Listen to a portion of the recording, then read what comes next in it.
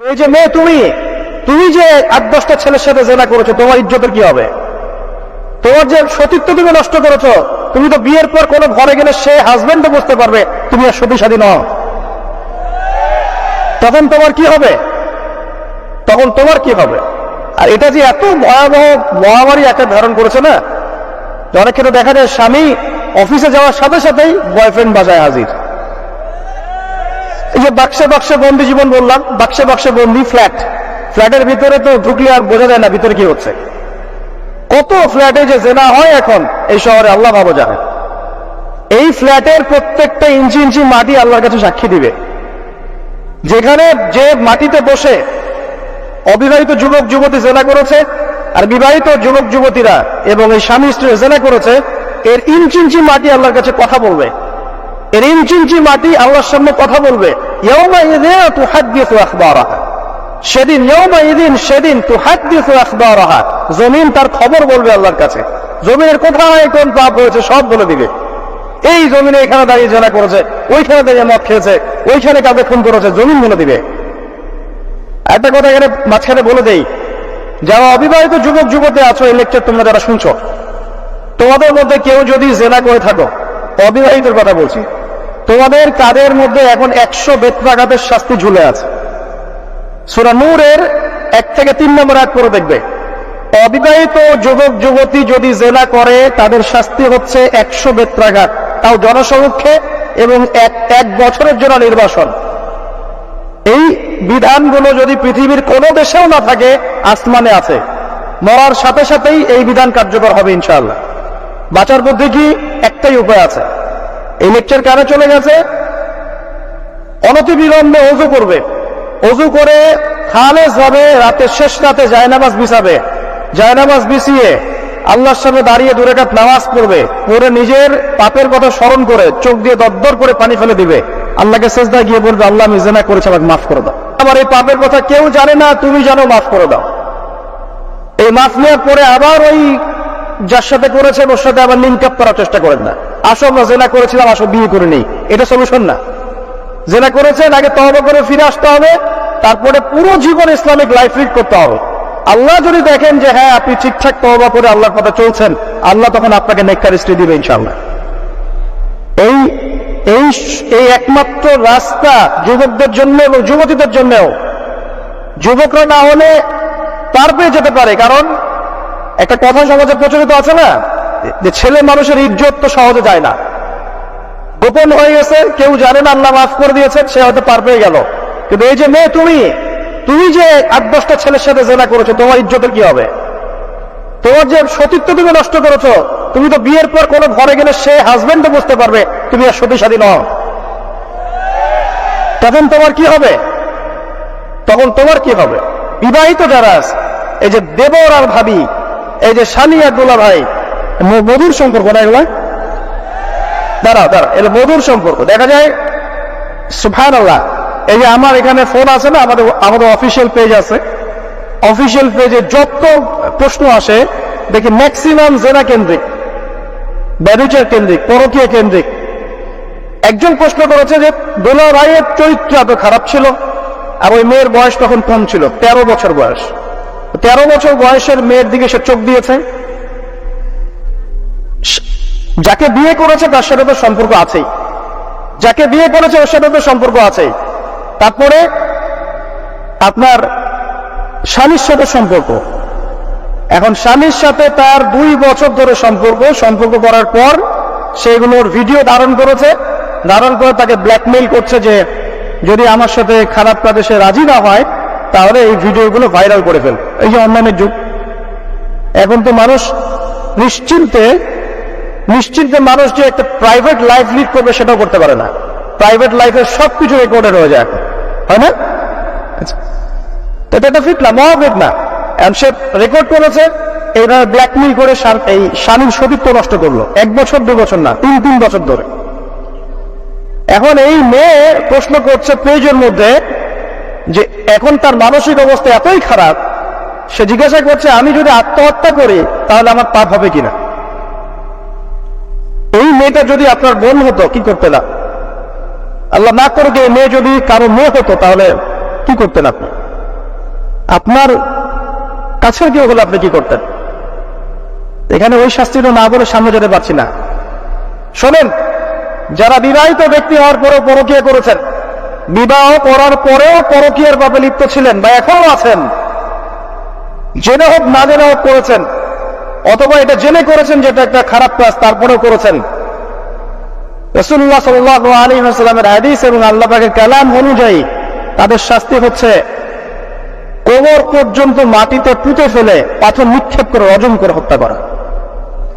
Islamic যদি কোনো রাষ্ট্র থাকতো, বা এটা যদি হতো, বা এটা যদি ইমাম মাহদীর যুগ হতো বা ওমর রাদিয়াল্লাহু আনহুর যুগ হতো, তাহলে এই শাস্তির বাইরে আপনি চলতে পারতেন না, যদি এটা প্রমাণ হতো।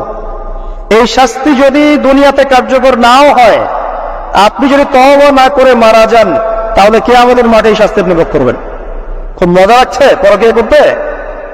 সকালে একটার সাথে, দুপুরে একটার সাথে, আজকে একজনের সাথে রাত কাটান, কালকে একজনের সাথে রাত কাটান, খুব মজা পাচ্ছেন।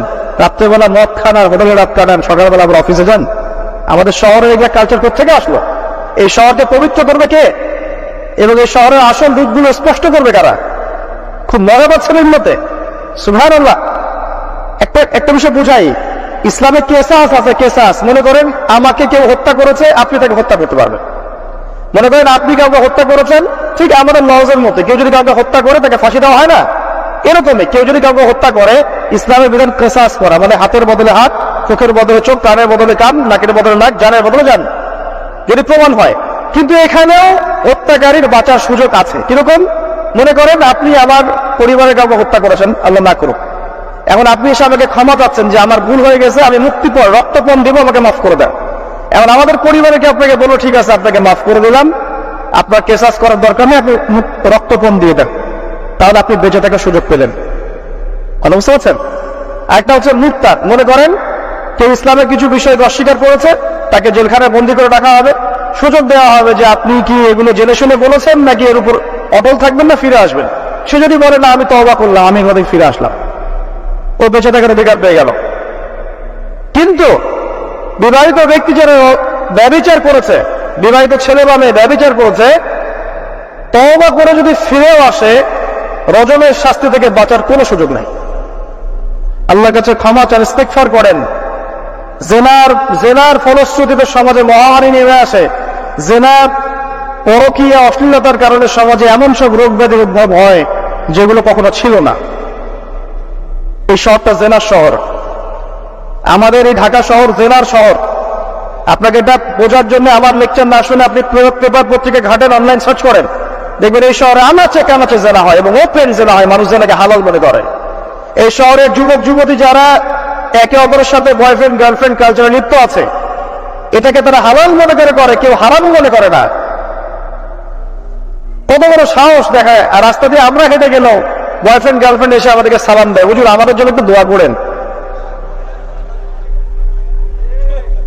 তো প্রত্যেকটা পার্কে পার্কে যাবেন, এই যে আপনাদের রেস্টুরেন্ট গুলোতে যাবেন, দর্শনীয় যে স্পট গুলো সেখানে যাবেন, বেধার সে জেনা হচ্ছে, জিনার জেনা।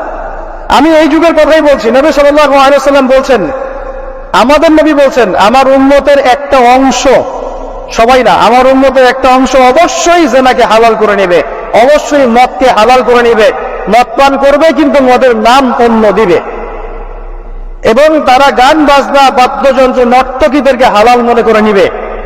নবী সাল্লাল্লাহু আলাইহি ওয়াসাল্লাম বলেছেন, যখন সমাজে এরকম পাপ বাড়ে, তখন সমাজে এমন সব রোগ ব্যাধি আসে যা আগে কখনো ছিল না। এবং এদের ব্যাপারে নবীজি বলেছেন, একদিন সকালবেলা আল্লাহ পাক এদেরকে বানর এবং শুয়োর বানিয়ে দিবেন। কিয়ামতের আগে এই ঘটনাও ঘটবে, বিকৃত হবে, ভূমিধস, ভূমিকম্প, ভূমিধস এবং আকৃতির বিকৃতি, এগুলো আযাব আসবে আল্লাহর কাছে, আল্লাহর পক্ষ থেকে, এই জেনা, এই ব্যভিচার, এই পরকীয়া, নোংরামি, অশ্লীলতার কারণে। ঘরে ঘরে এগুলা বয়ফ্রেন্ড গার্লফ্রেন্ড কালচার। কেউ মনে করে না যে এগুলো হারাম, কেউ মনে করে না যে আমার এই যে সহপাঠী আমার গায়রে মাহরাম, এই গায়রে মাহরাম শব্দটাই নাই। কাজিন, চাচাতো বোন, মামাতো বোন, খালাতো বোন, এই যে কাজিন, এরা জেনা করছে। কি দেখা বাকি রেখেছে এই যুগে আমরা? এই যুগে আমরা দেখছি যে নিজের মেয়ের সাথে পিতার শারীরিক সম্পর্ক।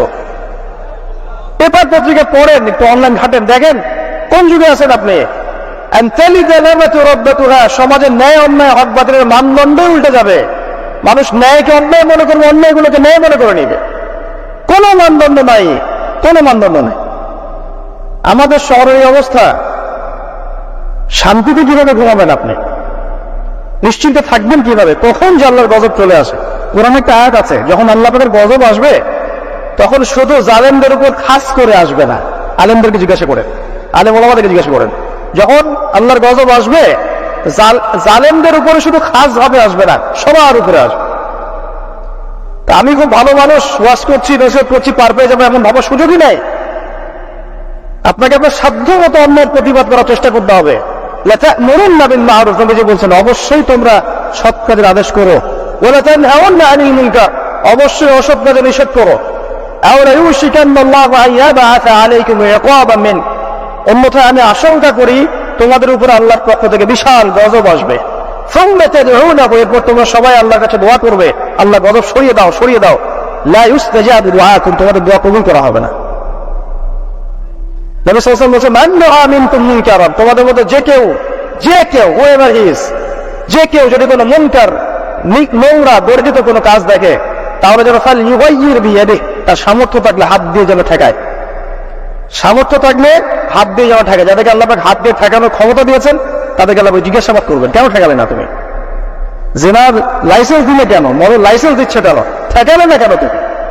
অন্যায় কাজকে ঠেকালে না কেন? যদি তুমি না পারো, ওয়াইল্লাম ইয়াস্তাতি, যদি সে না পারে, তাহলে ফালইউগাইয়ির বিলিসানি, তাহলে যেন মুখ দিয়ে সেটা প্রতিবাদ করে। এই যে মুখ দিয়ে প্রতিবাদ করার ক্ষমতা আলেম ওলামার আছে, যাদের হাতের ক্ষমতা নেই, মুখের ক্ষমতা আছে। সেটাও যদি না পারে, ওয়াইল্লাম ইয়াস্তাতি, সেটাতেও যদি সে সক্ষম না হয়, ফাবিকলবি, তাহলে যেন অন্তর দিয়ে ঘৃণাটা পর্যন্ত করে।